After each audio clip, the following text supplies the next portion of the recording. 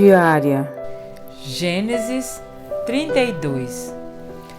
Jacó prepara-se para o encontro com Esaú. Jacó também seguiu seu caminho, e anjos de Deus vieram ao encontro dele. Quando Jacó os avistou, disse: "Este é o exército de Deus." Por isso deu àquele lugar o nome de Manaim. Jacó mandou mensageiros adiante dele a seu irmão Esaú, na região de Seir, território de Edom, e lhes ordenou: "Vocês dirão o seguinte ao meu senhor Esaú: Assim diz teu servo Jacó: Morei na casa de Labão e com ele permaneci até agora. Tenho bois e jumentos, ovelhas e cabras, servos e servas. Envio agora esta mensagem ao meu senhor para que me recebas bem." Quando os mensageiros voltaram a Jacó, disseram-lhe: "Fomos até seu irmão Esaú, e ele está vindo ao seu encontro, com 400 homens. Jacó encheu-se de medo e foi tomado de angústia.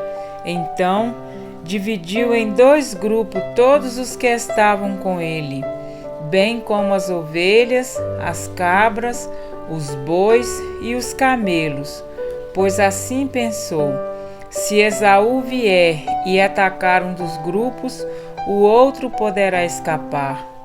Então Jacó orou: "Ó Deus de meu pai Abraão, Deus de meu pai Isaque, ó Senhor que me disseste: volte para a sua terra e para os seus parentes, e eu o farei prosperar. Não sou digno de toda a bondade e lealdade com que trataste o teu servo. Quando atravessei o Jordão, eu tinha apenas o meu cajado, mas agora possuo 2 caravanas. Livra-me, rogo-te, das mãos de meu irmão Esaú, porque tenho medo que ele venha nos atacar, tanto a mim como as mães e as crianças. Pois tu prometeste, esteja certo de que eu o farei prosperar, e farei os seus descendentes tão numerosos como a areia do mar, que não se pode contar." Depois de passar ali a noite, escolheu entre os seus rebanhos um presente para seu irmão Esaú: 200 cabras e 20 bodes, 200 ovelhas e 20 carneiros, 30 fêmeas de camelo com seus filhotes, 40 vacas e 10 touros, 20 jumentas e 10 jumentos. Colocou cada rebanho sob o cuidado de um servo e disse-lhe: "Vão à minha frente e mantenham certa distância entre um rebanho e outro." Ao que ia à frente, deu a seguinte instrução: "Quando meu irmão Esaú encontrar-se com você e lhe perguntar a quem você pertence, para onde vai e de quem é todo este rebanho à sua frente, você responderá: é do meu servo Jacó, é um presente para meu senhor Esaú, e ele mesmo está vindo atrás de nós." Também instruiu o segundo, o terceiro e todos os outros que acompanhavam os rebanhos: "Digam também a mesma coisa a Esaú quando o encontrarem, e acrescentem: teu servo Jacó está vindo atrás de nós." Porque pensava: eu o apaziguarei com esses presentes que estou enviando antes de mim. Mais tarde, quando eu o vir, talvez me receba. Assim, os presentes de Jacó seguiam à sua frente. Ele, porém, passou a noite no acampamento. Jacó luta com Deus. Naquela noite, Jacó levantou-se e tomou suas 2 mulheres, suas 2 servas e seus 11 filhos para atravessar o lugar de passagem do Jaboque. Depois de havê-los feito atravessar o ribeiro, fez passar também tudo o que possuía, e Jacó ficou sozinho. Então veio um homem que se pôs a lutar com ele até o amanhecer. Quando o homem viu que não poderia dominá-lo, tocou na articulação da coxa de Jacó, de forma que ele deslocou a coxa enquanto lutavam. Então o homem disse: Deixe-me ir, pois o dia já desponta. Mas Jacó lhe respondeu: Não te deixarei ir, a não ser que me abençoes. O homem lhe perguntou: Qual é o seu nome? Jacó, respondeu ele. Então disse o homem: Seu nome não será mais Jacó, mas sim Israel, porque você lutou com Deus e com homens e venceu. Prosseguiu Jacó: Peço-te que digas o teu nome. Mas ele respondeu: Por que pergunta o meu nome? E o abençoou ali. Jacó chamou aquele lugar Peniel, pois disse: Vi a Deus face a face, e todavia minha vida foi poupada. Ao nascer do sol, atravessou Peniel, mancando por causa da coxa. Por isso, até o dia de hoje, os israelitas não comem o músculo ligado à articulação do quadril, porque nesse músculo Jacó foi ferido. Amém?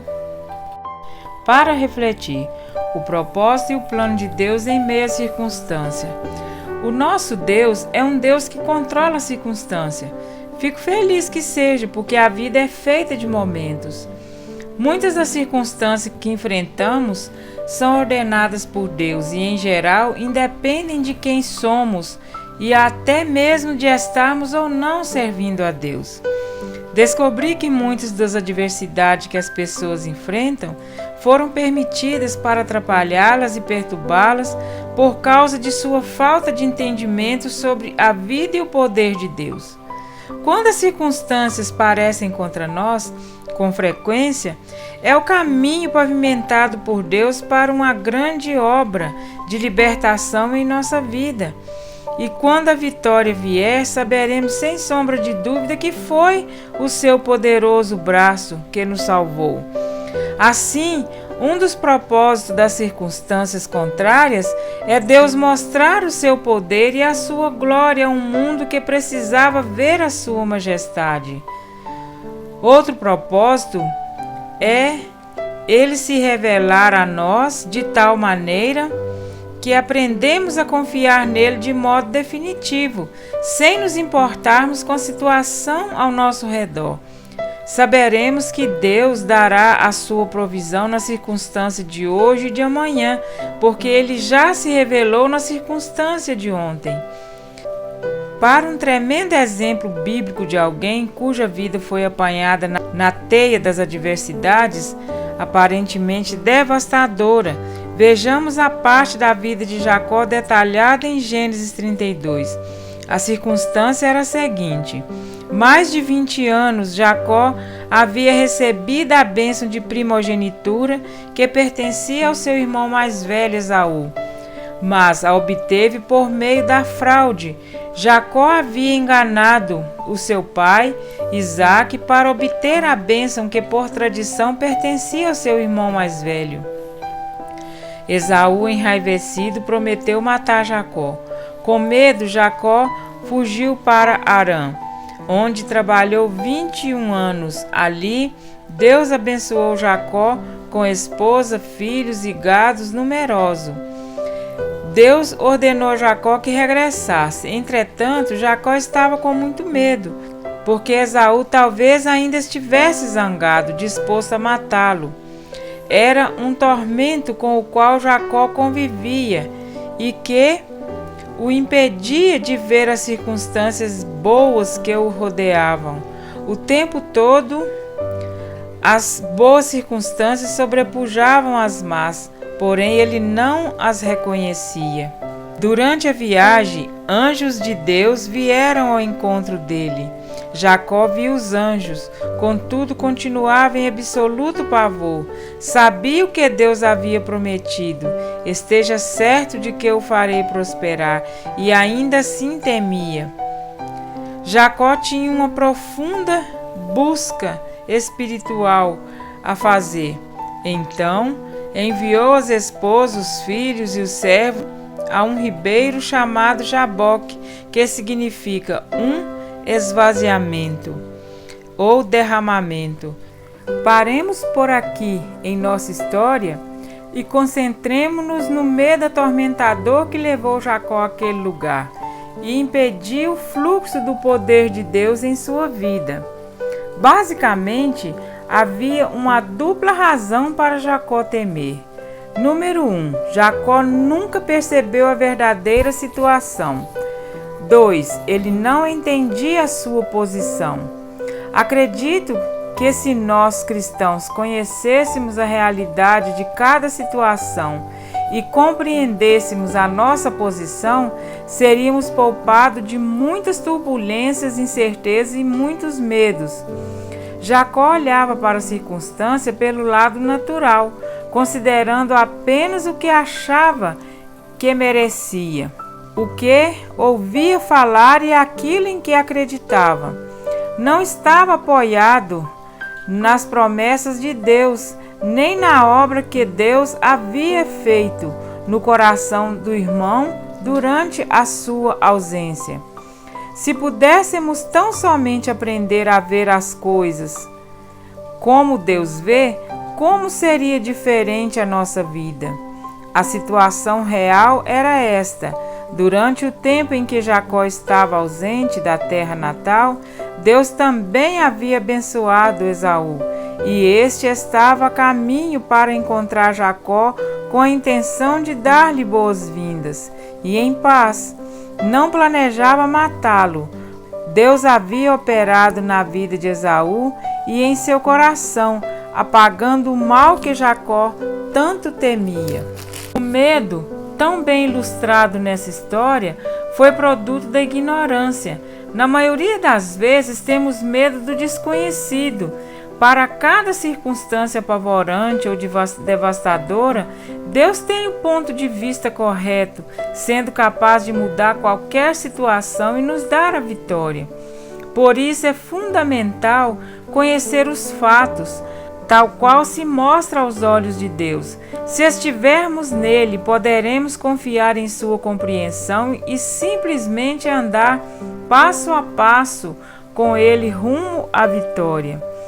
O ladrão é Satanás e uma das coisas que ele procura roubar é a nossa autoimagem. Jacó não entendia sua verdadeira posição em Deus. Quando a sua mente é condicionada até o ponto em que você se vê como um fraco, um fracassado, quando a imagem do seu eu é negativa e incorreta, o poder de Deus é impedido de fluir em sua vida para ajudá-lo a vencer a circunstância. No versículo 24, lemos que Jacó encontrou um ser angelical no deserto. Jacó foi lembrado de que tinha força diante de Deus e dos homens.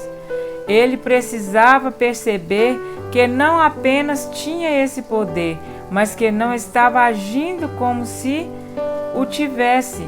Não estava usando da maneira correta. Em outras palavras, Jacó estava lutando para conseguir o que já possuía. Ele não estava aproveitando as provisões que já lhe haviam sido concedidas. A fé é um fato, mas também um ato. O que Jacó precisava fazer era perceber quem era e agir com base naquele conhecimento e autoridade. Ele não percebeu a verdade das suas circunstâncias, por isso lutou. Essa é a condição na vida da maioria dos cristãos hoje. Quando o anjo perguntou a Jacó: "Qual é o seu nome?", ele respondeu: "Jacó". O anjo retrucou: "Você está enganado. Eu conheço melhor do que você mesmo. O seu nome é Israel. O anjo estava querendo dizer: um dia, lá em cima nos céus, Deus mudou o seu nome de Jacó, o suplantador e enganador, para Israel. Ele tornou você num príncipe por causa da promessa que ele fez. Você tem poder diante de Deus e diante dos homens, poder que não conhece, por isso está fugindo e se escondendo, lamentando e chorando, mas você tem poder. Eu lhe dei autoridade para pisarem sobre cobras e escorpiões e sobre o poder do inimigo. Nada lhes fará dano. Lucas 10:19. O nome de Jacó foi mudado. Como Jacó, ele nada possuía, mas como príncipe de Deus, mantinha um relacionamento com o Pai Celestial, que lhe deu poder para vencer as circunstâncias da vida. O mesmo poder que pertence agora a nós, por meio de Cristo Jesus. Amém? Acione o sininho e continue conosco para podermos fazermos essa leitura e buscar um entendimento, buscar a reflexão sobre o que lemos, para que Deus venha nos